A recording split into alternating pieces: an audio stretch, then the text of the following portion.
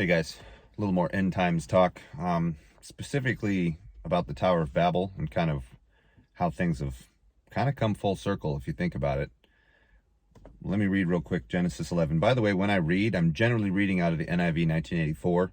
It is much less liberal than the most recent version. It is not the best Bible out there. I just like it because it seems to have overall the least amount of hiccups and whatnot, but that doesn't make it perfect. That doesn't make any translation perfect. And in fact, when I'm reading from my teacher's materials, he does a lot of his own translating so as to avoid a lot of the nonsense that's in most modern day translations. And every now and then I'll read from all of them, including the KJV, ESRV, ESV, even the New King James. There's just, they all have usages and they all sometimes nail the verse right on the head. So in this case, I'm going to read from my NIV 84 here. Now the whole world, this is Genesis 11, 1 through 9. Now the whole world had one language and a common speech. As men moved eastward, they found the plain in Shinar and settled there. They said to each other, "Come, let's make bricks and bake them thoroughly." They used brick instead of stone and tar for mortar. And they said, "Come, let us build ourselves a city with a tower that reaches to the heavens, so that we may make a name for ourselves and not be scattered over the whole face of the earth." But the Lord came down to see the city and the tower that the men were building. The Lord said, "If one people speaking the same language they have begun to do this, they have nothing that they plan to do will be impossible for them. Come, let us go down and confuse their language so that they will not understand each other." So the Lord scattered them from there all over the earth, and they stopped building the city. This is why it's called Babel, because there the Lord confused the language of the whole world. From there the Lord scattered them over the face of the whole earth. So first thing I want to point out, guys, now the whole world had one common language and speech. So if we're looking at the world today and we're on the precipice of antichrist takeover, there has to be a certain commonality, a certain thread, and in this case a common language that everybody seems to understand. And I don't know about you guys, but last I read, English is somewhere between 85 to 90% across the world. I am in contact with people in countries that are very, very far from us, and yet not only do they know that we're Babylon, but they all speak English and they all can understand me. I'm sure there's a few of you now that are watching this that are not native English speakers. So yeah, unfortunately, this all points to this points to a couple of different things. First off, look at the device I'm talking to you on. This is an iPhone 13. It's got a great camera. It's got a good microphone. It's not the best production value, but for just a single in-hand device to be able to get the information across, it's a very simple matter, right? Obviously, there is no giant tower reaching up to God, giving us godlike abilities, or at least giving us the feeling that we have some equality with him. And that has nothing to say about individuals who are so hardened in heart that they think that they're better than him. That's a whole different story. See my videos on hardness of heart. You can see how level 3 is essentially somebody equating themselves with or greater than God and their capacities and knowledge and whatnot. But today we have this technological loop and net that literally covers the entire earth. And there truly is near, if not no, heavily populated or decently populated area that cannot get internet service, right? And not to go back too far, but I had a video about the false prophet and this one guy who seems to really be into hooking our brains up to computers. He has an entire network that circles the globe that would allow you to get internet anywhere you want. Okay, so not that I know 100% for sure, again, not a prophet, but stands to reason that the modern day Tower of Babel includes English as a common language, and it includes this technological interweb, if you will, literally a web covering the entire earth. And it has exposed every location on earth, even the ones that don't want to be exposed, the people that want to be left alone. We can still send a satellite over them and take a direct image of those peoples doing their thing in real time. So if that's not a modern day Tower of Babel, I don't know what is. It's very difficult for me to come to any other conclusion. And maybe you're with me, maybe not, but this also to me points to more signs that this is absolutely, the country that I'm in, United States, is absolutely Mystery Babylon. Not that England couldn't be, it's just it doesn't have the international prowess. It doesn't have the capacity. It doesn't have you know, the land mass. It doesn't have the not only the technological infrastructure, but also the industrial infrastructure. Even though the United States has dwindled in its stance on the world stage quite a bit from its former like relative glory to the rest of the world, what with technology and all of the other advancements that have come along with it, you know, we could very quickly in a very short period of time under, say, somebody like a Trump, come back to our former glory in a matter of a year and a half maybe.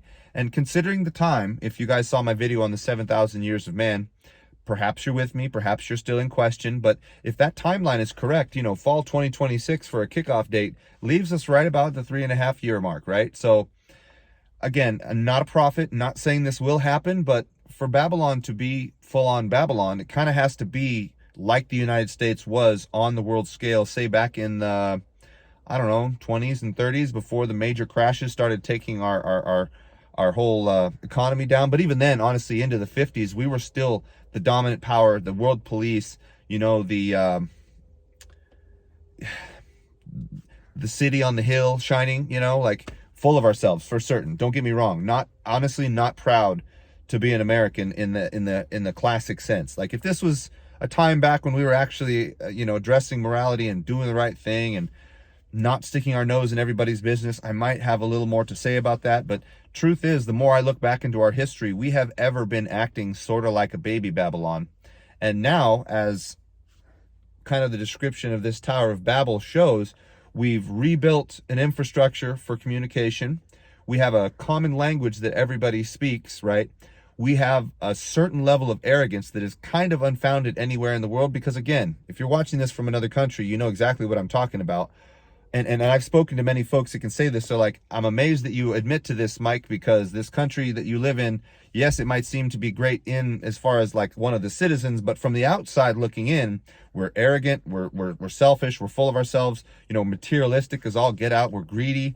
We basically demand to be treated more special than we are, much, in my opinion, like the ancient Israelites. We were the first country to have a giant electronic indoor infrastructure. As far as indoor commercially and residentially available electricity, right? We were one of the first countries to have massive indoor plumbing capabilities. We were one of the first, if not the first country, you know, to have widespread automobile production. I know that they were made over in Germany, but we literally took their design and just ran with it. You know, Henry Ford and all those guys. I know there's others that built cars before then. I'm just saying, you know, we were the first ones to come up with mass production. We were the first ones to come up with all of these amenities and whatnot that make us so great. And all of these ideas have spread worldwide. So not only in the countries that you live, do you guys wear hats like these, trucker hats, as it will. You know, you guys wear the same types of zip-up sweaters. You know, you have the same kind of jeans. You have the same kind of shoes. You know, you have the same companies selling you the same goods. You know, there's McDonald's in India. There's McDonald's and there used to be McDonald's in Russia, but my point is, if it's not, it is, in my opinion, too clear and too obvious, and we are the only country that could possibly be Babylon, and we are also the ones that have reconstructed and supervised and overseen the reconstruction of the modern day Tower of Babel. Also, too, guys, back to my point about the guy that wants to put our brains in the computers, that's another reason why I have a hard time letting go of him being what the Bible describes as the false prophet, is because he has control directly over so much technological prowess at his own fingertip that like all of the miracles and all of the signs and all the things that will be used to fool the majority of the unbelieving world, they're all very much at his fingertips. And I mean, you guys have seen the pictures of the strange things in the sky and whatnot. So he literally has his finger on the Tower of Babel button, right?